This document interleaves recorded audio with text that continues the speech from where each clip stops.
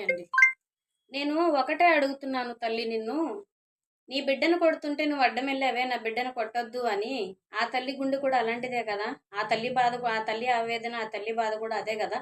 ఈ రోజు ఆ పిల్ల నాకు ఫోన్ చేసి అలో పొలోమని ఏడిస్తే ఏం సమాధానం చెప్పాలో కూడా నా దగ్గర నాకు అర్థం కాలేదు. అసలు ఏం మాట్లాడాలో నాకు తెలియలేదు.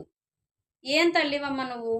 నీకే అంత బాధ అనిపిస్తే అంత బాధ అనుభవించిన బిడ్డ ఇంకెంత నరకం చూస్తుంటాడు. నీ కొడుకు చేసిన దుర్మార్గానికి, నీ కొడుకు చేసిన దౌర్భాగ్యానికి, నీ కొడుకు చేసిన నీచమైన పనులకి. ఆ పిల్లోడు 8 సంవత్సరాల బాబు ఎంత అల్లాడిపోయి ఉంటాడు. నువ్వు మనిషివి కదా, అది నీకు అర్థం కాలేదా? నీ కొడుకును ఒక దెబ్బ కొడితే నీకు అంత బాధ వేసినప్పుడు నరకం అనుభవించాడు అక్కడ దాని బిడ్డ. అర్థమైందా? దాని బిడ్డ నరకం అనుభవించాడు.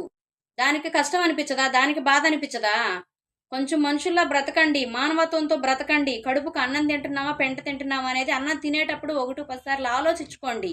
1 నెల బిడ్డ దగ్గర నుంచి 100 సంవత్సరాల ముసలోళ్ళ వరకు వదిలిపెట్టండి.